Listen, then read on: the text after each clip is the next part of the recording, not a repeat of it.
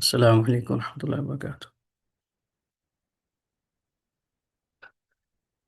یہ آواز آ رہی؟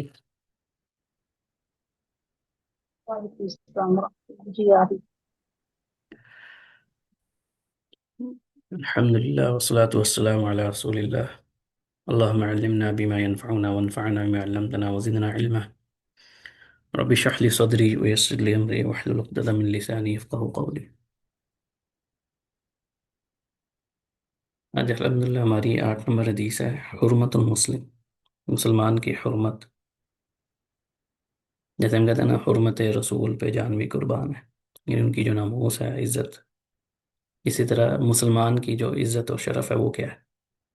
اس کے اوپر آج ہم بات کریں گے۔ حدیث نمبر 8،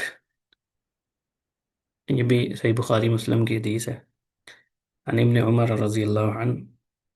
ابن عمر یعنی عبداللہ بن عمر رضی اللہ تعالیٰ عنہ، جو سیدنا عمر رضی اللہ تعالیٰ عنہ کے بیٹے تھے اور جلیل القدر صحابہ میں ان کا شمار ہوتا ہے،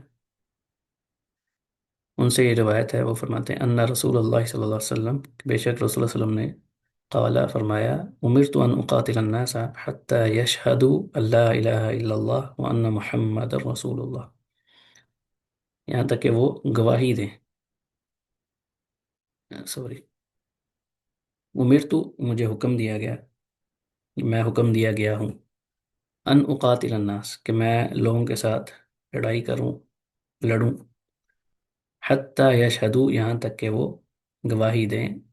اللہ الہ الا اللہ وان محمد رسول اللہ، کہ اللہ کے سوا کوئی معبود برحق نہیں اور محمد صلی اللہ علیہ وسلم اللہ کے رسول ہیں۔ وہ یقیم الصلاۃ، وہ نماز کو قائم کریں، وہ یؤت الزکوٰۃ، اور وہ زکوٰۃ ادا کریں۔ فاذا فعلوا، بس جب انہوں نے وہ یہ کر ذالک، جب انہوں نے یہ کر لیے، یہ جو پر کام ذکر کیے ہیں یہ کر لیے، عصموا منی دماءہم واموالہم، تو بچا لیا انہوں نے مجھ سے اپنے خون کو بھی اور اپنے مال کو بھی، الا بحق الاسلام، سوائے جو اسلام کا حق ہے یعنی زکوٰۃ، اس کے سوا ان کا مال بھی محفوظ ہو گیا، ان کا خون بھی۔ وحسابہم علی اللہ تعالی، اور ان کا جو معاملہ ہے، حساب ہے، وہ اللہ پر ہے۔ پہلے ہم اس کا مفردات الحدیث جو ہے، یعنی جو کلمات ہیں نا حدیث کے اندر، ان کا معنی پڑھتے ہیں، اس کے بعد پھر اس کے فوائد انشاءاللہ پڑھیں گے۔ امرتو، یہ آپ کو پتہ کہ فعل مجہول کا صیغہ ہے، یہ ہمارا یامر سے امرتو، مجھے حکم دیا گیا، فعل مجہول کہتے ہیں جس کے فاعل کا پتہ نہ، امرتو مجھے حکم دیا گیا، یعنی اس میں امرنی اللہ تعالیٰ، یعنی اس کا مطلب یہ ہو کہ اللہ تعالیٰ نے مجھے حکم دیا۔ جب رسول اللہ علیہ وسلم یہ فرماتے ہیں نا امرتو، مجھے حکم دیا گیا، تو ظاہری بات ہے کہ جو حکم ہوتا ہے وہ رسول اللہ علیہ وسلم کو کس نے دینا ہے؟ اللہ کے رسول، اللہ نہیں دینا، اور تو کوئی نہیں ان کو حکم دے سکتا۔ اسی طرح ایک اور حدیث میں بھی آتا ہے کہ امرت علی ان اسجد علی 7 اعضاء، اس طرح کے الفاظ ہیں کہ مجھے حکم دیا گیا کہ میں 7 اعضاء پر سجدہ کروں۔ تو جن احادیث میں امرتو کا لفظ رسول اللہ صلی اللہ علیہ وسلم استعمال کرتے ہیں، اس کا مطلب یہ ہوتا ہے کہ اللہ تعالیٰ نے ان کو حکم دیا۔ اور عربی میں جو امر ہے، یہ کہتے ہیں کسی آپ سے یا حاکمانہ انداز میں کسی کو کسی کام کرنے کا حکم دینا، یہ اس کا مطلب ہوتا ہے امر کا۔ جیسے باپ جو ہے نا، وہ بیٹے سے اگر کہے گا کہ تم یہ کام کرو یا مجھے پانی دو، تو باپ کس کس حیثیت سے کہہ رہا ہے؟ کہ جو حکم دینے والا ہے وہ خود کو اس شخص سے بڑا سمجھ کے کہہ رہا ہوتا ہے، ٹھیک ہے؟ جیسے استاد شاگرد سے کہتا ہے کہ یہ لکھو، اب استاد کیا کہہ رہا ہے؟ حکم دے رہا ہے، اس کو کہتے ہیں حکم۔ لیکن اگر اپنے ہم عمر سے بات کرے گا، اپنے ہم پلہ سے اگر کوئی بات بندہ کسی کو کام کہتا ہے، تو اس کو حکم دینا نہیں کہتے، اس کو کہتے ہیں التماس کرنا، ریکویسٹ کرنا کہہ رہا۔ اور اسی طرح جو کمتر ہے وہ اگر اپنے سے بڑے کو حکم دے، شاگرد جو ہے وہ اپنے یا استاد سے کہے یا بیٹا اپنے والد سے کہے، تو اس کو ریکویسٹ یا دعا کے معنی میں آتا ہے۔ جیسے انسان جو ہے جب دعا کرتا ہے تو اللہ تعالیٰ سے کیا کہتا ہے؟ یا اللہ میری مدد فرما، اب کیا تو ایک عربی کے اعتبار سے یا حکم ہی دے رہا ہوتا ہے نا، لیکن یہ حکم نہیں ہوتا، اس کو کہتے ہیں دعا کرنا، ریکویسٹ کرنا، دعا کرنا، تو یہ فرق ہوتا ہے۔ لیکن جب عربی میں امر کا لفظ آتا ہے عمومی طور پہ، تو اس کا یہ مطلب یہی ہوتا ہے کہ وہ جو حکم دینے والا ہے وہ اس شخص سے بڑا ہے، خود کو بڑا سمجھتا ہے۔ جیسے استاد ہے وہ شاگرد کو کہہ دے، باپ ہے یا والدین جو اپنے بیٹوں سے یا اولاد سے کہے۔ تو یہاں پہ امیر تمہیں رسول اللہ صلی اللہ علیہ وسلم کو حکم دیا گیا، اللہ تعالیٰ نے حکم دیا کس چیز کا؟ اب یہاں پہ جو ہے نا، ان اقاتل الناس، کہ میں لوگوں سے لڑائی کروں، جھگڑا کروں، ان اقاتل الناس، تو یہاں لوگوں سے مراد کون ہے؟ کن لوگوں سے جھگڑا کرنا ہے؟ اس سے مراد یہ نہیں کہ سارے لوگ اس میں شامل ہیں مسلمانوں، بلکہ کون ہے؟ عبادۃ الاوثان، جو بتوں کے پجاری لوگ ہیں، والکفار من اہل الکتاب وغیرہ، چاہے وہ اہل کتاب میں سے ہوں یا ان کے علاوہ، وہ بتوں کے پجاری ہوں، کافر ہوں، یا غیر کسی بھی اور کی پوجا کرنے والے، عبادت کرنے والے اللہ کے علاوہ، علی انہ یقبل من اہل الکتاب دفع الجزیہ، یعنی ان سے تب تک جھگڑا کرنا جب تک وہ یا تو یہ والا اعلان کر دیں کہ اللہ کے سوا کوئی معبود برحق نہیں اور محمد صلی اللہ علیہ وسلم اللہ کے رسول ہے، نماز قائم کریں، زکوٰۃ دے، تو پھر یہ محفوظ ہے، ورنہ ان سے جزیہ لیا جاتا ہے، اور تیسرا یہ حل ہوتا ہے کہ وہ قتل کیے جاتے ہیں۔ دوسری جو چیز ہے، جو گواہی ہے جب انسان اسلام میں داخل ہو جاتا ہے، دوسرے نمبر پہ جو سب سے اہم ہے، رکن ہے جو اسلام کا، وہ ہے یقیم الصلاح، اقامت الصلاح، نماز کو قائم کرنا۔ تو نماز قائم کرنے سے مراد ایک تو یہ ہے کہ جس طریقے سے، جس طرح اس کو ادا کرنے کا کہا گیا ویسے ہی اس کو ادا کرنا، اور دوسرا یہ معنی ہے کہ اس پہ ہمیشگی کرنا، یہ نہیں کہ کبھی پڑھ لی کبھی چھوڑ دی، یہ اس کو قائم کرنا نہیں کہتے۔ کہتے ہیں نا یار، بندہ اپنی بات پہ قائم ہے، تو اس کا کیا مطلب ہوتا ہے؟ کہ وہ بندے نے جو بات کی ہے وہ بعین ہی ویسے ہی کر رہا ہے، یہ نہیں کہ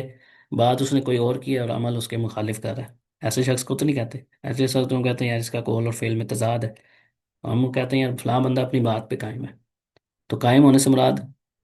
یہ ہے کہ وہ اپنی بات پہ ڈٹا ہوا ہے، تو یہی چیز ہے کہ جو بندہ نماز کو قائم کرے گا، اس سے مراد کیا ہے کہ نماز کو اسی طریقے سے ادا کرنا جس طرح اس کو ادا کرنے کا کہا گیا، اور پھر اس پہ ہمیشگی اختیار کرنا، جس ٹائم پہ کہا گیا اسی وقت میں اس کو پڑھنا، اسی ٹائم کے اندر اس کو پڑھے، اور جس طریقے سے کہا گیا کہ اس میں کہ یہ اذکار کرنے ہیں، یہ سجدہ کرنا ہے، رکوع کرنا ہے، ایسے رکوع کرنا ہے، ایسے سجدہ کرنا ہے، تشہد میں بیٹھنا ہے، یہ ساری جو تفصیل ہے نماز کی، اسی طریقے سے جو رسول اللہ صلی اللہ علیہ وسلم نے بتلایا اس کے مطابق نماز کو ادا کرنا اور اس پہ ہمیشگی اختیار کرنا۔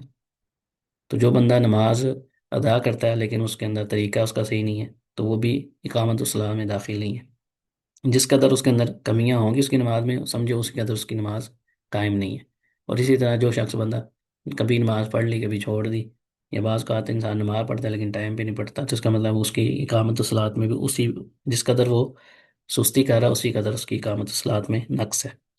تو کوشش کریں اپنی نمازوں کو قائم کریں ایک جگہ پہ، جس طریقے سے کہا گیا اسی طریقے سے پڑھیں اور پابندی کے ساتھ پڑھیں، کبھی نہ چھوڑیں۔ اور یہ ایسا رکن ہے نماز، اس کے بارے میں پہلے بھی بات کر چکے ہیں کہ جو ارکان اسلام ہے، اسلام میں داخل ہونے والے جو پہلے نا، ایک تو گواہی ہے، اشہد اللہ الہ الا اللہ اشہد ان محمد رسول اللہ، اس کے بعد جو سب سے اہم رکن ہے وہ نماز ہے۔ یہ واحد ایسا رکن ہے جس کے بارے میں رسول اللہ صلی اللہ علیہ وسلم نے اور سلف صالحین صحابہ کے ہاں یہ معروف تھا کہ جو بندہ نماز چھوڑتا تھا وہ اس کو مسلمان نہیں سمجھتے تھے، یعنی یہ کوئی ایسا مسئلہ نہیں کہ ٹھیک ہے جی کر لیا تو ٹھیک ہے، یہ بڑا ہی خطرناک معاملہ ہے کہ ان کے ہاں نماز سے پیچھے رہنے والے صرف وہ لوگ ہوتے تھے، ایک یا تو منافق بندہ پیچھے ہوتا تھا، نماز ٹائم سے نہیں پڑھتا تھا، دوسرا وہ شخص جو مسافر ہے، تیسرا وہ شخص جو مریض ہے۔ مریض کو بھی رسول اللہ صلی اللہ علیہ وسلم شریعت نے رخصت دی ہے کہ اگر وہ مسجد میں نہیں پڑھ سکتا، یا جس طرح اس کی کیفیت ہے، ہر شخص کی الگ کیفیت ہوتی ہے، بہرحال یہ ہے کہ جماعت سے پیچھے رہنے والے جو لوگ ہیں ان میں سے تین لوگ، یا منافق ہوتا تھا وہ لیٹ آ کے پڑھ، یا مسافر ہے، تو ظاہر بات ہے مسافر کو بھی رخصت دی گئی ہے، یا پھر کوئی بندہ مریض ہے۔ تو جو بندہ تندرست ہے اور اس کو مسئلہ بھی کوئی نہیں، نہ کوئی شرعی عذر ہے،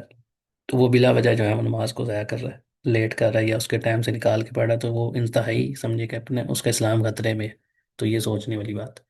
تو نماز کے اندر یہ چیز آ گئی، یؤت الزکاۃ یدفعوها الی مستحقیہا، یعنی نماز زکوٰۃ ادا کرنا، زکوٰۃ کس کو دینی ہے؟ اس کا سورۃ توبہ کے اندر 8 مسالے اس کے ذکر کیے ہیں، مسکین، فقیر، اسی طرح جو زکوٰۃ اکٹھی کرنے والے لوگ ہوتے ہیں، کیونکہ اصل میں یہ اس کا طریقہ جو ہے زکوٰۃ کا وہ یہی ہے کہ جو حکومت ہے وہ امیروں سے زکوٰۃ لے اور جہاں سے لے انہی کے غریبوں میں دے، بیسیکلی یہ گورنمنٹ کا کام ہوتا ہے کہ وہ ایک ادارہ قائم کرے، اس ادارے میں جو کام کرنے والے لوگ ہیں ان کی ذریعے بتا تنخواہیں دینی ہے، دیگر معاملات کرنے ہیں، تو وہ بھی زکوٰۃ کی مد میں سے دیے جائیں گے۔ تو یہ بھی ایک اسی طرح کوئی جہاد کے اندر اس کو خرچ کرتا ہے، اسی طرح جن کے اوپر کوئی جرمانے ہیں، کسی نے کسی کی ضمانت دی اور وہ معاملہ بگڑ گیا تو اس کو ضرورت پڑ گئی، تو ایسے لوگ والغارمین ان کو بولا جاتا ہے، کسی وجہ سے کوئی مصیبت کا شکار ہو گیا تو ایسے لوگوں کو زکوٰۃ دی جا سکتی۔ اسی طرح کسی والمؤلفۃ قلوبہم، جو جن کے بارے میں انسان کو امید ہو کہ یہ بندہ مسلمان ہو جائے گا، تو ان کے اوپر بھی خرچ کرنا، یعنی ہے وہ غیر مسلم ہے، یعنی دیکھیں کہ اسلام کا تیسرا بڑا رکن ہے زکوٰۃ، مال کس کا ہے؟ مسلمانوں کا، لیکن کافر پر اس وقت خرچ کیا جا سکتا ہے جب اس کی امید ہو۔ بعد نے اس سے مراد کیا کہ جو نئے نئے بندے مسلمان ہوئے ان کو اسلام پہ قائم رکھنے کے لیے، کہ کہیں وہ جو دنیاوی پریشانیاں ہیں، مالی پریشانیاں آتی ہیں، معاشی مسائل ہوتے ہیں، ان سے گھبرا کے اسلام کو چھوڑ کے دوبارہ کافر نہ ہو جائے۔ تو اس میں دونوں چیزیں شامل ہیں کہ ایسے شخص کو جس سے آپ کو امید ہو اس کو بھی زکوٰۃ دی جا سکتی ہے، اور ایسا شخص جو مسلمان ہوا ہے، لیکن ظاہری بات ہے کہ جو بندہ بھی اسلام قبول کرتا ہے وہ اس کے اوپر قائم رہنے کے لیے اس کو کئی طرح کے مسائل کا شکار ہوتا ہے، کہیں اس کو جان کا خطرہ ہے، کہیں پہ اس کو مالی پریشانیاں آتی ہیں، والدین بہن بھائیوں نے چھوڑ دیا، رشتہ دار اس کے دشمن بن گئے، کاروبار تباہ ہو گیا۔ تو اب ایسا شخص جو ہے وہ اسلام تو اس نے قبول کر لیا، لیکن اس کو اسلام پہ رہنے کے لیے اب جو معاشی مسائل ہیں ان کو حل کرنا ہے، تو اس کے لیے اس کو زکوٰۃ دی جا سکتی ہے ایسے شخص کو، تاکہ وہ اسلام پہ قائم رہے۔ یا ایسا شخص جس کے بارے میں آپ کو امید ہے کہ یار اگر اس کے اوپر ہم خرچہ وغیرہ کریں گے، اس کی ضروریات پوری کریں گے تو یہ اسلام قبول کر لے گا، تو ایسے شخص کے اوپر بھی زکوٰۃ دی جا سکتی ہے ایسے شخص کو۔ تو عصموں سے مراد یہ ہے کہ حفیظ و منع، یعنی انہوں نے محفوظ کر لیا اپنے مال کو اور اپنی جان کو، خون کو۔ اور حسابہم علی اللہ سے مراد یہ ہے کہ اب ان کا جو نیتوں کا معاملہ وہ اللہ پہ ہے۔ اب وہ انہوں نے سچے دل سے اسلام قبول کیا، یعنی جس نے بندے نے گواہی دے دی نا کہ مسلمان ہو، اب ظاہر ہم صرف ظاہر کے مکلف ہیں، نیتوں کے حال سے ہم واقف نہیں ہیں۔ تو اب یہ اللہ تعالیٰ جانے کہ اس نے دل سے اسلام قبول کیا ہے یا اوپر سے کیا ہے۔ بعض لوگ کیا کہتے ہیں اپنی طرف سے کہہ دیتے ہیں بھئی یہ تو اس نے دل سے قبول نہیں کیا، تو یہ جو بات ہے یہ بھی درست نہیں ہے کہ بندہ یہ کہنا شروع کر دے کہ بھئی اس نے دل سے قبول نہیں کیا، بھئی آپ کو کیا پتا کہ اس نے دل سے قبول کیا کہ نہیں کیا؟ تو کسی کی جو نیت ہے نا اس کے اوپر شک نہ کریں، اس چیز کے آپ مکلف نہیں ہیں۔ اس کا اندازہ آپ اس بات سے لگا لیں کہ رسول اللہ علیہ وسلم نے جو منافقین تھے ان میں سے کئیوں کے نام جو تھے نا وہ رسول اللہ علیہ وسلم نے بتائے ہوئے تھے، حذیفہ بن یمان رضی اللہ عنہ کو نام تک بتائے ہوئے تھے، اس کے باوجود ان کے ساتھ جو ظاہری معاملہ تھا وہ مسلمانوں والا کرتے تھے رسول اللہ علیہ وسلم۔ اور آج ہمارا جو معاملہ ہے نا وہ اللہ معافی دے، خاص طور پہ جو سیاست میں گھسے ہوتے ہیں لوگ جن کو زیادہ ہے، وہ چھوٹی چھوٹی بات پہ کسی کو بھی منافق کہہ دیتے ہیں۔ منافق کا مطلب یہ ہے کہ آپ نے اس کو اسلام سے خارج کر دیا۔ اس نفاق کی دو طرح کی صورتیں ہیں، ایک نفاق اکبر ہوتا ہے اور ایک نفاق اصغر ہے۔ تو منافق ایک تو یہ ہے کہ ایک ہے کہ جس کا جو دل سے کافر ہو اور ظاہری طور پہ اسلام کا اعلان کرتا ہو، وہ تو بندہ ویسے ہی کافر ہو، مسلمان ہوتا ہی نہیں۔ لیکن ایک ہے کہ جس کے اندر کوئی علامات جیسے کہ جھوٹ بولتا ہے، تو اس کو ہم یہ نہیں کہیں گے کہ بندہ منافق ہو گیا، بلکہ اس کے اندر نفاق کی کوئی علامت پائی جاتی ہے، ٹھیک ہے؟ تو کسی کی نیتوں پہ شک کرنا یہ بڑی خطرناک بات ہے کہ آپ کو پتہ ہی نہیں ہے، آپ اپنی طرف سے کہہ دیں گے اس کی تو یہ نیت تھی، اس نے اس نیت سے ایسا کیا، آپ کو کیا پتا اس نے کس نیت سے کیا؟ ایسا کئی دفعہ انسان کی زندگی میں ہوتا ہے کہ انسان کسی کے بارے میں اپنی طرف سے برا گمان کر لیتا ہے اور بعد میں پتہ چلتا ہے یار جو میں سوچا تھا ویسا تو وہ شخص ہے ہی نہیں۔ کئی دفعہ ایسے ہوتا ہے، ہر شخص کی زندگی میں ایسا کئی دفعہ ہوتا ہے کہ کسی کے بارے میں کوئی رائے کام کر لیتا ہے اور پھر اس کو پتہ چلتا ہے کہ یار ایسا نہیں ہے۔ مثال کے طور پہ، عمومی طور پہ ہمارے یہاں ایک چیز ہوتی ہے نا، ایک ہے مسلمان ہے، اب ایک بندے نے کسی کوئی مثال کے طور پہ ایک بندہ داڑھی والا اور ایک بغیر داڑھی والا ہے، تو ہمارے ہاں ایک عمومی چیز ہے، ظاہری طور پہ ہم دیکھیں کیا کہہ دیتے ہیں کہ ہمارا ایک خود سے گمان بنا لیتے کہ یار یہ بندہ نماز نہیں پڑھتا ہوگا، یہ تو کوئی لبرل ٹائپ لگ رہا ہے، ہو سکتا ہے وہ ہم سے زیادہ نماز پڑھتا ہو۔ یعنی آپ حسن زن رکھیں، ہاں اس نے اگر داڑھی نہیں رکھی وہ اس کی غلطی ہے، یہ نہیں کہیں گے کہ ہمیں داڑھی نہ رکھنا جو ہے یہ نارمل مسئلہ ہے، لیکن اس کا یہ مطلب نہیں کہ ہم اس کے بارے میں سمجھیں کہ بھی یہ نماز بھی نہیں پڑھتا ہوگا، یہ روزہ بھی نہیں رکھتا۔ بعض اوقات اس کے برعکس ہوتا ہے معاملہ کہ داڑھی اس نے نہیں رکھی، یہ اس معاملے میں وہ کمی کوتاہی کا شکار ہے، گناہ کا شکار ہے، یہ گناہ کر رہا ہے، لیکن اس کے اخلاق بڑے اچھے ہوتے ہیں، نمازوں کا وہ پابند ہوتا ہے، اس کے لوگوں کے ساتھ معاملات جو ہیں وہ بڑے اچھے ہیں، وہ اس داڑھی والے سے بعض اوقات اچھے ہوتے ہیں۔ اب ادھر دوسرا شخص ہے اس نے داڑھی رکھی ہوئی ہے لیکن وہ ہو سکتا ہے نماز میں سستی کرنے والا، تو اس لیے نیتوں پہ ہم نیتوں کے مکلف نہیں ہیں، ہمارا جو کام ہے ظاہری طور پہ اس کے ساتھ معاملہ کرنا، دیکھنے کا۔ تو اپنی یہاں پہ بھی یہ جو ہے نا وحسابہم علی اللہ، اس کے اندر یہ چیز شامل ہے کہ حساب و بواطن، بواطن سے مراد ان کے باطن میں کیا ہے، اس کے ہم مکلف نہیں ہے، یہ تو اللہ تعالیٰ جانتا ہے کہ انہوں نے سچے دل سے اسلام قبول کیا ہے یا کس نیت سے وہ کر رہے ہیں، ہمیں نہیں پتہ۔ اسی طرح بعض بات کیا ہوتا ہے کہ کوئی بندہ خرچ کر رہا ہے، اس کے بارے میں ہم کہہ دیتے ہیں یہ تو دکھاوے کے لیے کر رہا ہے۔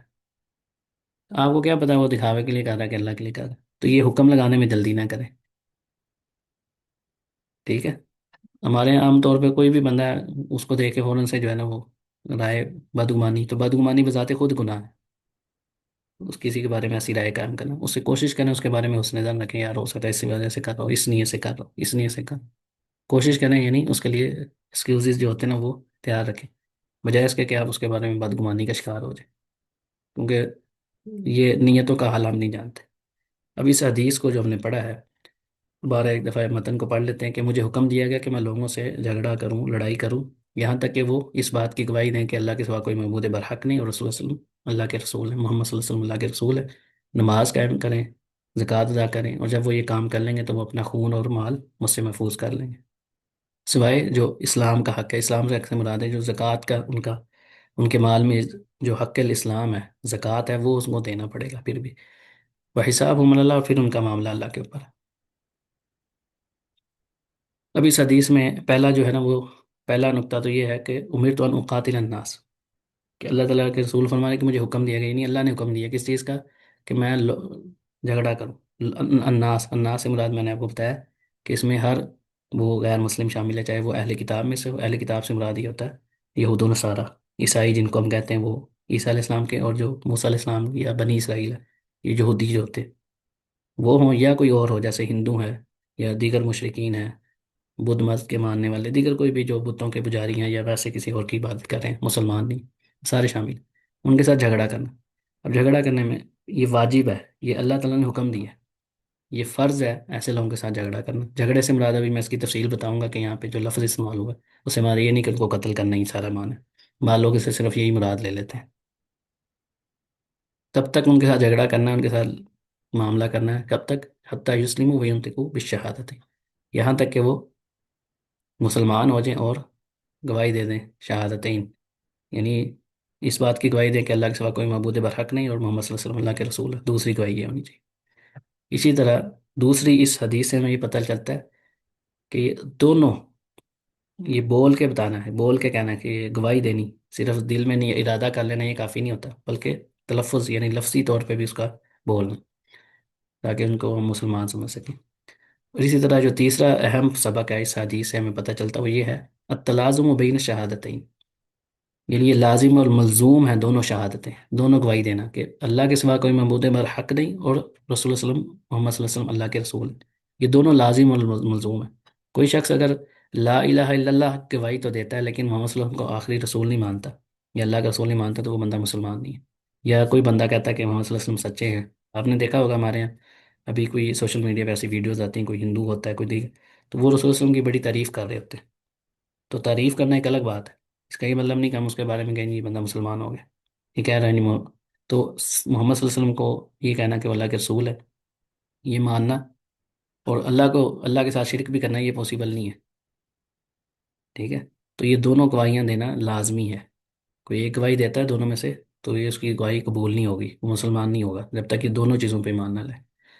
اور دوسرا چیز ہے کہ جو زکوٰۃ نہیں دینے نا ان سے لڑائی کرنا، اس حدیث سے پتہ چلتا ہے، لڑائی کرنے کی بھی تفصیل تھوڑی میں بتاتا ہوں۔ اس کے بعد ہے کہ نماز کی جو اہمیت ہے، نماز اور زکوٰۃ کی، وہ کس قدر اہم ہے، کہ شہادتین کے بعد سب سے جو پہلی بات ہے وہ رسول صلی اللہ علیہ وسلم نے پہلے کس چیز کا ذکر کیا؟ نماز کا، اس کے بعد زکوٰۃ کا، یعنی یہ اسلام کے اندر سب سے جو ٹاپ کے ارکان ہیں، جیسے ہم نے پڑھا تھا پہلے بھی کہ بنی الاسلام علی خمس، پانچ چیزوں پہ بنیاد ہے، تو یہ بنیادی چیز ہے، تو جو بندہ نماز نہیں پڑھتا وہ یہ نہ سمجھے کہ وہ سمجھے اس نے اسلام کو ہی ختم کر لیا، اس میں پہلے میں بات کر چکا ہوں۔ تو اس میں انہوں نے کہا کہ جو فصلات و حق البدن،